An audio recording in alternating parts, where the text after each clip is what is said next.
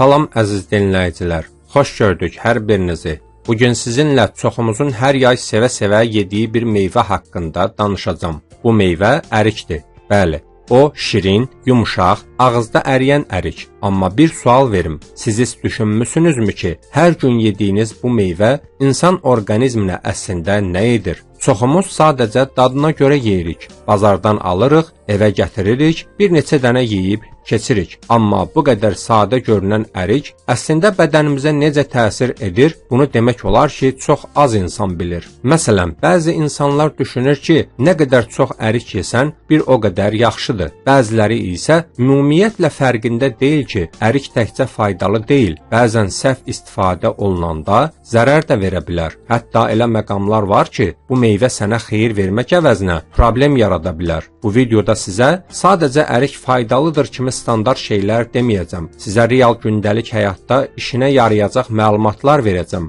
Ərik bədənə nə verir, kimlər üçün faydalıdır, nə qədər yemək lazımdır və ən əsası hansı hallarda ehtiyatlı olmaq lazımdır. Məhz bunları bilmək istəyirsinizsə, videonu sona qədər izləməyi, bəyənməyi və kanala abunə olmağı unutmayın.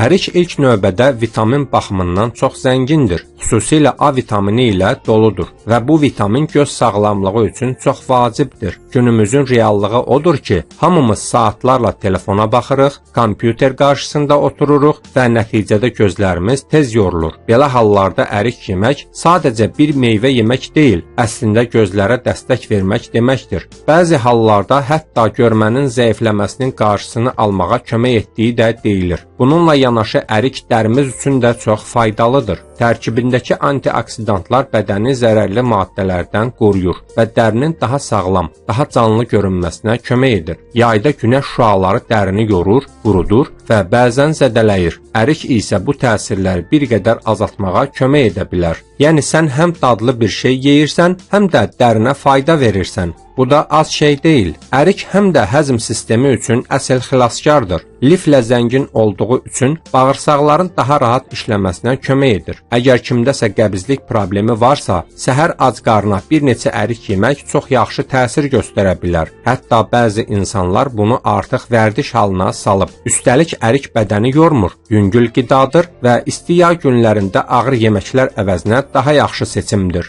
Digər tərəfdən ərik ürək sağlamlığı üçün də əhəmiyyətlidir. Tərkibində kalium var və bu maddə ürək ritmini tənzimləməyə kömək edir. Qan təzyiqinin balansda qalmasına dəstək verir. Yəni sadə görünən bu meyvə əslində ürək-damar sistemi üçün xeyirlidir. Bir maraqlı məqam da odur ki, ərik susuzluğu azaltmağa kömək edir. Yayda bədən tez susuzlaşır və biz bunu hər zaman hiss etmirik. Ərik isə həm sulu olduğu üçün, həm də minerallarla zəngin olduğu üçün bütün bədəni müəyyən qədər tarazlıqda saxlayır. Amma gəlin hər şeyi hər tərəfə qoyub açıq danışaq. Hər faydalı şey kimi əriyin də bir həddi var. Həddindən artıq yeyəndə artıq fayda yox, problem yarada bilər. Məsələn, çox ərik yeyəndə qarında köp yaranır. Bəzi insanlarda hətta ishal da baş verə bilər. Xüsusilə həssas mədəsi olanlar buna daha tez reaksiya verir. Bir də ac qarına həddindən artıq ərik yemək bəzən mədə ağrısı və narahatlıq yarada bilər. Ən çox diqqət olunmalı mövzulardan biri isə ərik tumudur. Bəzən insanlar eşidir ki, ərik tumu faydalıdır və bunu çox istifadə etməyə başlayırlar. Amma çox təhlükəli ola bilər. Çünki ərik tumunun içində müəyyən zərərli maddələr var və çox yeyildikdə bu zəhərlənməyə səbəb ola bilər.